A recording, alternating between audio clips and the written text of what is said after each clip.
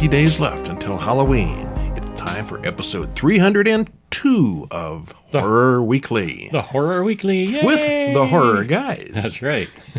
I'm Brian. You are not. Okay, I'm Kevin. I'm Brian. All right, just seeing if you're paying attention. Not really. Yeah, almost got you. Yeah. Alrighty, so as always, we've got 5 movies. It's the Halloween season. 3 shorts. So they're pumping out the horror movies, and we've got all new stuff. We've had all new stuff for like 6 or 8 weeks now. Yeah, I know. No end in sight. There's so many new things coming out. It's great. It is a boom time for horror, no doubt about it. Yeah, very popular. Okay, one quick reminder that we have launched our companion podcast and newsletter called Classics Weekly. It's devoted to, believe it or not, classic films. Our second episode, Singin' in the Rain, launched earlier this week. It's basically the same as Horror Weekly, where we get on here and talk about the movie, but in this case it's only one movie, and it's an old movie, and it's not horror. We spend a little more time on it, a little more in-depth. One movie gives us a little more research time, yes. Yeah, it does. Well, anyway, next week... Plus, with them being old movies, there tends to be a lot more trivia and stories by now. So. There's very little that's not known about Casablanca or Singin' in the Rain. And the people that were in it and so forth, yeah. Next week, we're going to go even further back in time with the very first talking film. Interesting. Let's leave it at that. Okay. All right, let's see. The latest issue of Horror Monthly is now on sale. Go to horrormonthly.com to pick up the latest issue in a print edition or as an ebook. And you can get that pretty much anywhere you want. You can get it right off our site, direct from us. You can get it from Amazon. You can get it from Lulu, Apple Books, Barnes & Noble, Kobo. Wherever fine books are sold. Yeah, where the bad books are sold, too. Anywhere. So, anyway, this week, we've got some movies for you. What do we got? Oh, we have new things. We mentioned that. We have the anthology VHS Beyond. They're a group that has put out numerous anthologies. I would have to look, but I think we have watched them all. I think we have, yeah. And then we're going to get all sexy with Strange Darling.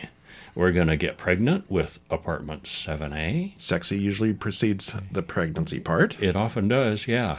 And then we're going to avoid the kids. That is the next step. Yeah, Children of the Pines. And we have some fun shorts in there. And we've got a road trip. What a fun road trip. Oh, yeah. Bloodstar. Yeah, and a few short films as well. Mm-hmm. Right, what are we going to start out with? Well, the first one I have here is Bloodstar. Bloodstar. Let's talk about that one. Directed by Lawrence Giacomelli.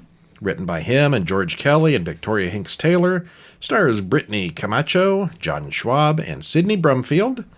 It's really a cast of 2 for the most part. The majority of the movie is those 2 people, yeah. Hour and 37 minutes. Trailer in the show notes. And there's a few other characters that support it, but yeah, it's really a war between these 2. Spoiler free. Well, between the hints in the trailer and the poster and the opening scene, we get a general idea of where things are going to go, but we don't know how it's going to go or what's going to happen. And the ride along the way is a wild one. We thought it was really well made with a well written and suspenseful script. And interesting characters, and we liked it a lot. And while he was talking, I looked up where you could watch this one, and this just is generically video on demand. So I don't know where you can see this one. Maybe it's not quite distributed yet. VOD. VOD, yes. You should keep an eye out for this one, because it's worth watching for sure. It was good. Give a little taste. Well, a woman staggers down the desert road, bleeding and crying as the car slowly approaches her from behind. That's how our next movie is going to start, too. Strange Darling starts out the same way. It kind of does, yeah. A man we don't see gets out of the car, and the girl is clearly terrified of him. He drops a gun and 1 bullet, and then goes back to the car. She ineffectively shoots at him as he runs her over. Credits roll. Oof. So this is part of his game, apparently, to give her a chance of sorts. Bobby drives down the empty desert highway the next morning or sometime later and gets a phone call from her sister warning her not to go home to her abusive guy. She stops in at a last chance gas station for a refill, and the sheriff overhears her arguing on the phone and strikes up a conversation about the call. He points out that her tires are worn out. He's a little creepy, but she deals with it. Back on the road, Bobby takes another call from her sister, and she gets a little upset and floors it. Bad move. There's a speed trap, and she zooms right past it. And the way this movie goes, you have to wonder if she had been speeding, would there be something else that came along? Oh, he would have found a reason to pull her over. Well, the cop who pulls her over is the same guy as before. This time, she flirts with him. He accuses her of throwing something out the window that smashed his flashing light bar. She did not. But it is indeed broken. He gives her a ticket for $1,000, which she can't afford. He wants $300 to make it go away right now, which she can afford, sorta, but she has to go back to the gas station ATM. And he says he'll hold on to her phone to make sure she follows through. And this, folks, is why you always put on, Face ID or a password. Mm-hmm. Keep your phones locked. All right, well, the gas station doesn't have a working ATM after all, and her credit card is overdrawn. Her boyfriend has cleaned out her account.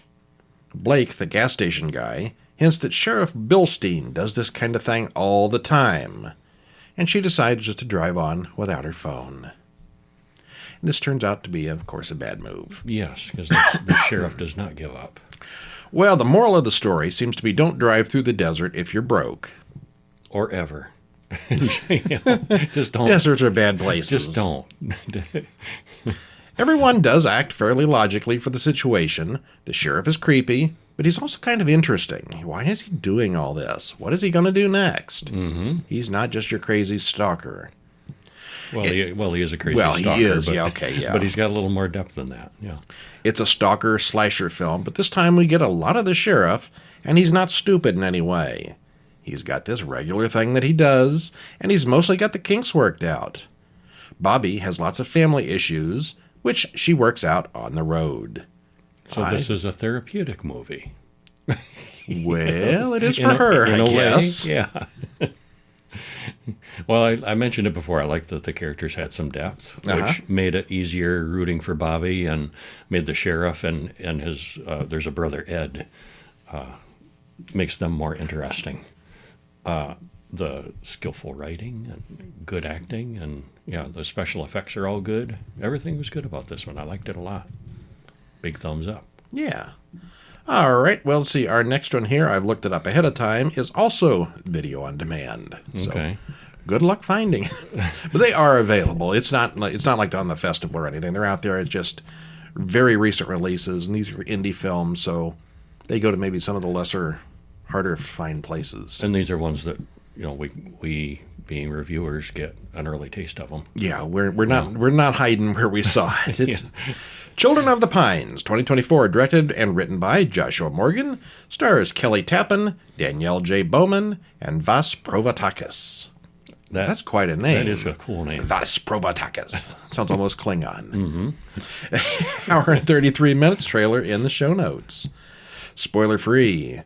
We thought the writing was stronger than the direction, both done by Joshua Morgan, but it was not a failure of a movie.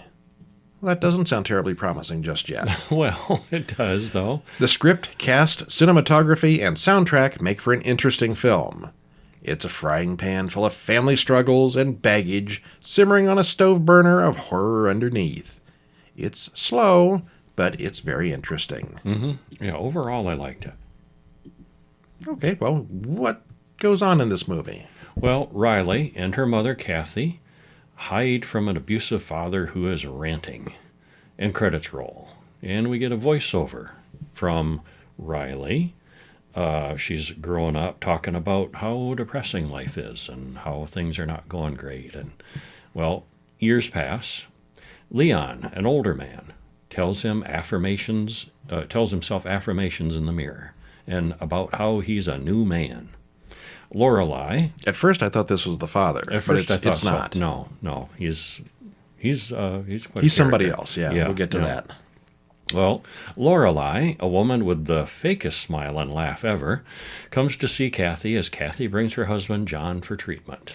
Yeah, just you ever see one of those TV preachers? They smile consistently, nonstop, and it's like they've put Vaseline on their teeth, so it. So it slides over. And, yeah, absolutely fake people. Yeah. But there's a reason for it. It's not bad acting. She's doing this No, on no, purpose. no, no. Yeah, no. It's the character. Don't think that. It's the character, yeah. Well, they talk and record an interview, which is weird, yeah. Lorelai and Leon have been doing this thing for 35 years. We don't know what it is, but they've been doing it. Yeah. John has stopped drinking and is getting better, Kathy explains. And the whole conversation is kind of awkward, and Kathy is clearly uncomfortable. Riley has gone away to school and doesn't come home anymore because of John. Lorelai is vague, but it sounds like maybe they're joining a cult. Okay, so Riley was abused when she was little. Now she won't come home because she's at school. And the mother and father are joining a cult. And, yeah, they never broke up. She's still with the abusive husband. Well, we cut to adult Riley, who returns to her hometown after many years away at college. She stops at a diner in town and talks to Gordon, the waiter, who is her high school ex-boyfriend, and they have a chat. She's inspired him to apply for college as well. Gordon says he works for her dad now, which she's not keen on at all. She doesn't like her dad. No, and this really upsets her. He calls her parents Mom and Dad now, and she gets pretty grumpy about that. We're like, have they adopted him, or has he taken over her spot in the family, or what's going on? Yeah. Well, arriving at the cabin, Riley talks to Kathy, her mother, and they talk about good times and bad with her father, and they do both get upset talking about it.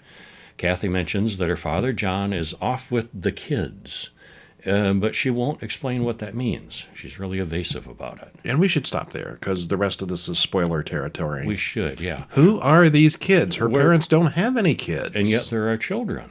There are children. We see them. Where do these children come from? Whose children are they? Well, we find out, and it's weird. It's not what you might think. Whatever the conclusion you're about to jump to, it's probably not right. Probably not, but yeah. See that? Yeah, that's what I liked about the writing. Well, the film seems to be saying that people can never change. Can abusive people ever improve themselves and be redeemed? Apparently not. Not these folks anyway. Much of the film feels more like a string of filmed dramatic conversations than a real movie. It's very, very talky. And a little bit choppy. A little bit. Yeah.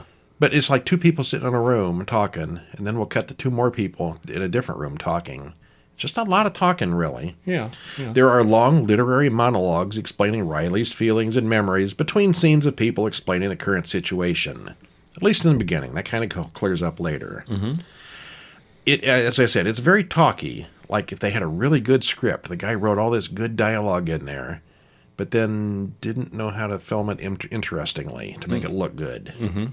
Yeah. It is an interesting story that comes off as kind of dull because of that.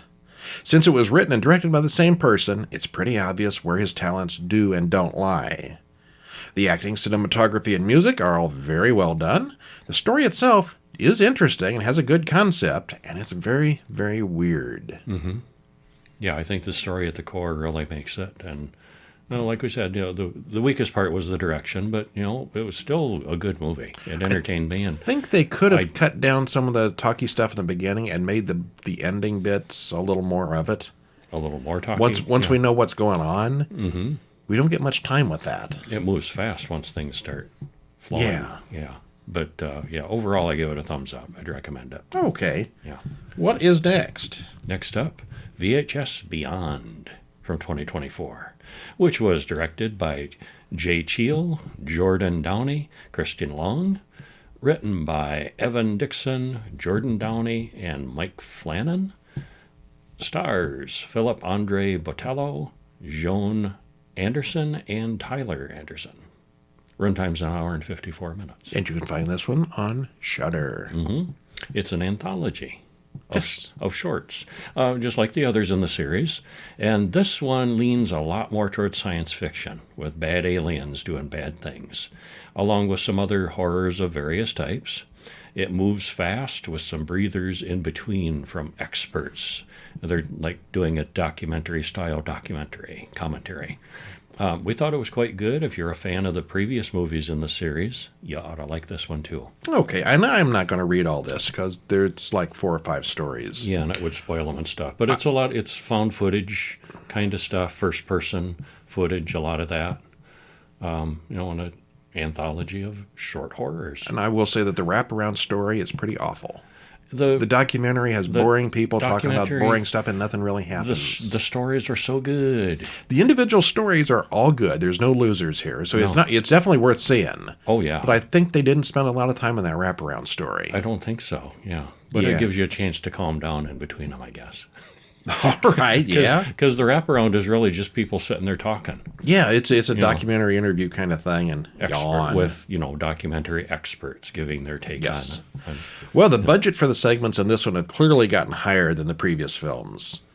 They've been successful, and it's starting to show. Yeah. The creature designs in Stork and Live and Let Dive were really well done, as were all the visual effects.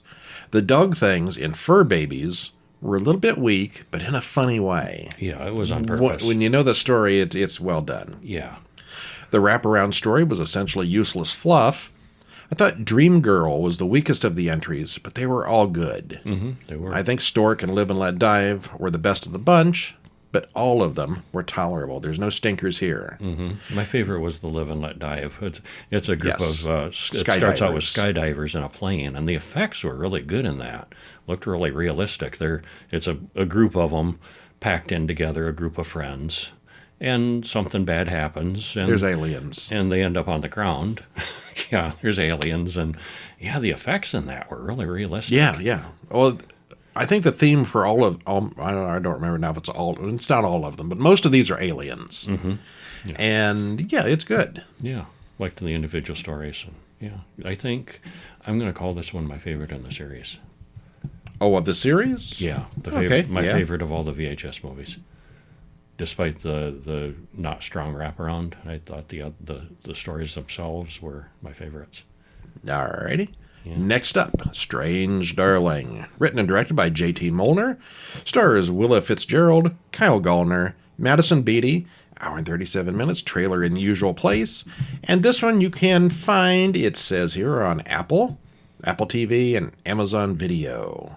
Okay. Probably other places too, but that's what the thing here says. Mm-hmm. Spoiler free, what happens? Well, this was a good script that was made even more interesting by chapters, and it's given to us out of order. It's told that this story is sort of based on a serial killer story, and it's told in 6 chapters. Mm-hmm. But then we start off with chapter 3. Chapter 3? Yeah. And then go back and forth. And yeah, it was We do get the whole story eventually. Yep, they cover them all. Yeah. Right off the bat, you see that things are a little strange. We gradually figure out what's going on, and it all comes together at the end. And we both really like this one. I'm going to say this is my favorite of the week. I'm going to go with that, too. Yeah. Yeah. A woman asks the man if he's well, again, we're starting in chapter 3, I believe. Yeah, I think so. A woman asks the man if he's a serial killer, and it certainly looks like he is. Credits roll as we hear about this being the true story of a serial killer's final days, told in 6 chapters. We watch a crying woman running across a field. It's that same woman. Yeah. Yeah. We cut to the same woman, now in a car, driving fast to get away from the serial killer man, who is in a truck behind her. We're told that this is chapter 3, letting us know this isn't the beginning of her story. He stops, gets out, and shoots her car, which flips and rolls. She gets out and runs through the forest on foot, with him not far behind. She finds a campsite and steals a bottle of alcohol. She pulls off a bandage, and we see that her left ear is gone. Owie.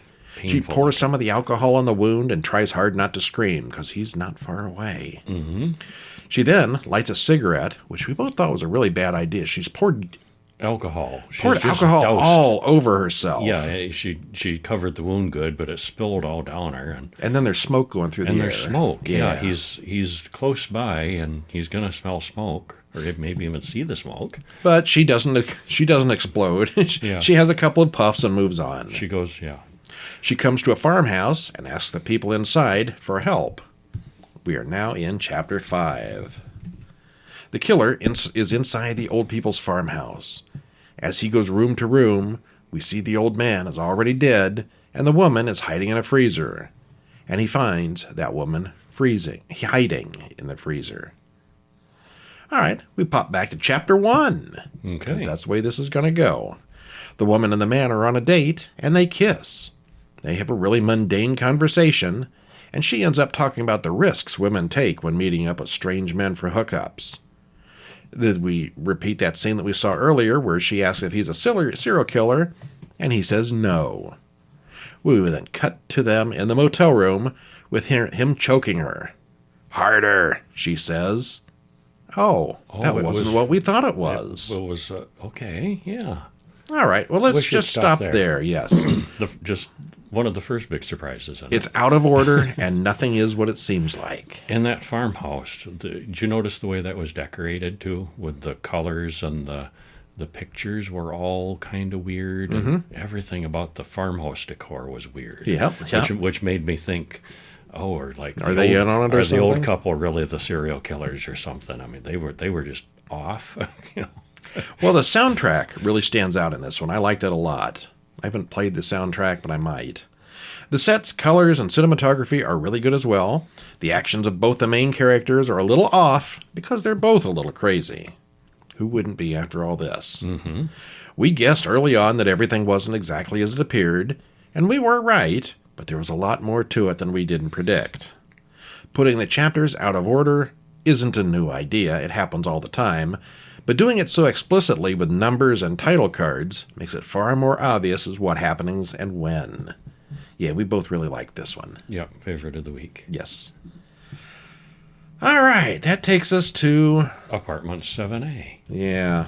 Now, if you've seen the classic Rosemary's Baby from the 70s, this is a prequel to that, which you can find on Paramount Plus and Apple TV. Okay. This or Rosemary's Baby? This, I have no idea. Rosemary's Baby you can probably find everywhere. Yeah, it's old. Yeah.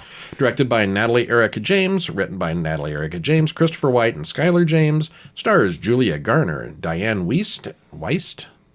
She's been around 1,000 years. You'd think I know how to spell her name. You'd think so, but I don't either. And Kevin McNally, hour and 44 minutes, trailer in the show notes. Spoiler free? Spoiler free. Well, everything about this is good. It's just that it seemed unnecessary. It is a prequel to Rosemary's Baby, like we said, and if you've seen that, you know how this is going to end. Yes. Because they clearly spell it out at the beginning of Rosemary's Baby. Rosemary's Baby shows the end of this movie. Yeah, it does. Yeah, literally, yeah. I mean, it was enjoyable to watch. Everybody was really good in its effects and everything, but we didn't feel like it added much to the series. Well, here's the thing. If you've seen Rosemary's Baby, you know how this is going to end. You know exactly what's going to happen. And this is kind of the same thing, only their first attempt. Yeah. If you haven't seen Rosemary's Baby and you watch this first, well, then it's going to ruin Rosemary's Baby, which is a much better movie. Yeah, because then you know how Rosemary's Baby is going to end. You're like, oh, I know what they're doing. Yeah, they've already done this. So it's kind of a catch-22 on seeing these. Well, the best solution that I can come up with is, don't watch this one. See Rosemary's Baby. If you didn't get enough of Rosemary's Baby and want to see it again, only different, come to this one. Don't watch this first. If you're curious of what happened to the girl before Rosemary, you could watch this. I wasn't. I wasn't. I never gave her a second thought. I never really wondered. Yeah. But anyway, here we find out. And if you go to horrorguys.com and type in Rosemary's Baby in the search bar, you can read our review and our whole, the whole synopsis of that. If you don't remember all the details. Mm-hmm. But this movie here is about Terry, and Terry gets a good segment in the late original movie, and you can read up on that if you've forgotten about it. So we're not going to spoil it, but it's already been spoiled. This whole movie has been spoiled already. Yeah, it has. Yeah, I can't think of a single thing here that's really new. Now, I do want to mention that some of the characters in the apartment building from Rosemary's Baby, yeah, I thought the casting was quite good. The old people? Yeah, the old people. These aren't the same old people. Well, it's been 60 years. This has been 60 years. Yeah, those. But I thought the casting was quite good. Yeah, Diane Weist does the... Yeah, I'm talking like an old lady. And she does the same voice as Ruth Gordon in the original, yes. Mm-hmm. Yeah, and her husband... Roman, yeah. Yeah, I don't really remember him much from the first one. And some of the other lesser characters, I thought, like, oh, that's a nice match, Yeah. Yeah.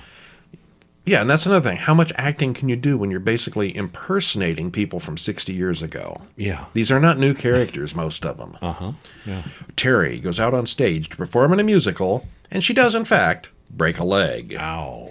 She passes out, surrounded by surgeons. Credits roll. She has messed up her ankle bad. Sometime later, she limps down the street, and we see that she's got abundant pain medication. She still auditions, but her ankle hasn't healed completely, so it always goes badly. "You're infamous," says one casting director. She's the girl that fell. Yeah, because it happened During the an actual performance. performance. Yeah. She might not be able to continue her dancing career, no matter how determined she is. Alan Marchand, one director, instructs her to humiliate herself, like acting like a pig, and she refuses. He sort of seems to appreciate that. Mm-hmm. Yeah. Okay, you up on the Scored stage. points. Oink like a pig for us. She won't do it. Get on all fours. No. And they, okay. he seems like, which is the right thing that she did. Yeah. Her friend and roommate, Annie, warns her not to overdo those pain pills. Twice now we've seen these pain pills. We're starting to wonder, is it going to be one of those movies? It's always one of those, yeah. She also suggests that Terry go back home to Nebraska. She goes to see Marchand at his apartment, but Leo the doorman thinks she's on drugs, which she is. Yeah, and that's a good character moment too, where she, talking about, you should go home to Nebraska and heal up and everything. And Terry said, that's my dream. That's the only thing I want is, and that's why I'm here in New York, to be a dancer and be a somebody. And yeah, so she leaves. Very determined. She leaves the director's apartment, and on the way out, she runs into an old couple, Roman and Minnie Kestevet, who take her home and help her sober up. Yeah, she overdid it with the pain pills and passes out. Yeah. And if you've seen Rosemary's Baby, the original, you know who these old people are. Mm-hmm. The next morning, the pushy Minnie makes Terry eat breakfast. They're very nice and offer to let her live in the apartment next door for free. This is downtown New York City, and they own like half this building, it sounds like. They're very rich. Terry is eager to get away from Annie's place, so she takes him up on their offer. While unpacking, she finds Joan Cebulski's shoe in the apartment. Who's that? We don't know. She still thinks that by living there in the same building, she's got an in with Marchand. See, now they could do a prequel. They could. What happened to Joan? Yeah, Due to a scheduling issue, she ends up having drinks alone with Marchand in his apartment. It looks very much like a setup. Yeah. Naturally, he drugs her, and she passes out, which leads to a drug-induced musical number where she ends up in a great big, Broadway production. Or maybe she's being raped by Satan. She's not quite sure which. It's quite a scene. We know. Yeah, we know which it is. In the morning, she wakes up to him making her an espresso and talking about him having a wonderful time last night. She doesn't remember any of it. He says she's got a part in the latest show he's producing, and at rehearsal, the other dancers make it clear that they know she slept her way to the top. Well, it's not the top yet. It's just the chorus, but it's a job. She's working. She did sleep her way there, though. Yeah. Later, she notices really odd-shaped bruises on her body. Yeah, let's stop there. Yeah, we should. Yeah, so you know where this is going because you've seen it before. Yeah, basically, yeah. All right, well, this is a prequel to 1968's Rosemary's Baby, and in that film, we see what happens to Terry at the end, so it's already spoiled for us. We know exactly how she's ending. This is essentially the same plot, so we know the baddie's intentions and even their modus operandi, so that's spoiled too. This is just a new victim, or the first victim in this case. No, well, not their first attempt. Well, not even their first, no. Actually, they mentioned that the shoe they found, yes. This is the first one that took, I think, is one of the lines. Or all right, you're the first one that took. That there have been multiple attempts before her. Due to all this, there's no suspense or mystery. We know everything that's going to happen, and it does happen exactly as you think. It's well made, well acted, looks good, and is nicely paced. Everything about this movie is good, except that we've seen it all before. Mm-hmm. It was completely unnecessary, does not add anything to the original, and I wouldn't recommend it unless you are a really big fan and just need more. Yeah, I don't regret seeing it, but I don't think it'll be the classic that Rosemary's Baby was. Rosemary's Baby is not my favorite movie. Oh, I like that one a lot. It's all right. Okay. Too slow moving for you. Yeah. Yeah. Are we missing one here? Am I missing a movie? No, I don't think so. Oh, VHS, we did that. Okay. Yeah. Next up, short films. The Curse of Dracula. Yes, with an R. Dracular. Dracular. with You an gotta R say at the British. end. He's Dracula. Written and directed by Jack Patterson. Stars. Well, it doesn't. It's claymation. A little over 7 minutes, and you can watch it on YouTube. What happens to Dracula? Well, we watch as well. First, okay, this is in the commentary. Okay, I'll just get. Well, so we watch as claymation versions of Peter Cushing and Christopher Lee do a very abbreviated version of a Hammer-style Dracula movie. And the dialogue is awkward and basically atrocious because it was literally written by a 9-year-old. And narrated by a 9-year-old, it sounds like. And that's explained, too. Which normally we would not put something that crappy on here, but there's an explanation. It's so cute and so funny, yeah. Dracula attacks Cushing's daughter but is driven off. The townspeople gang up on Dracula, and he's eventually killed by a 5-year-old who throws a stake at him that just happens to embed in his chest. Yeah, so if you're a 9-year-old writing a story, don't submit it to us. We've done one. Well, the creator explains that this is a student film of his that was based on a short story his father wrote when he was 9 years old. And, of course, the name comes because the young child spelled Dracula wrong in the title. They're British. They say, they're good. I got the idea of a Dracula. Dracula. Well, that sounds more hillbilly than British, don't it? Well, anyway, that's where the name comes from. He used the dialogue and script 100% accurate to the original story his father wrote, which is why this sounds a little odd. The claymation is really well done. It's gory and brutal, but in a kind of a childish way. If I were a 9-year-old writing a horror story, this is about what I'd have done as well. And, those old Hammer horror films don't get much airtime anymore. But things like this show us just how influential those old films were on the psyche of that generation. Yeah, definitely. Yeah. It's weird and funny. Yeah. Would recommend. And it's short, so if you don't like it, you're not out much. Yeah. All right. But what's this next one? Copy 2024. Directed by Cameron Gallagher, written by Jeremiah Lewis, and it stars twins, Heather Frederick and Hunter Frederick, 8 minutes, 36 seconds. Or maybe they're sisters. I don't know if they're twins. And it's on YouTube. A woman talks about her fear of becoming a mother as she complains about her own bad mother to her sister. She's making the call while staying late at night in the office, making copies on the copier. She's concerned about snapping the way her own mother did. What if I can't handle it?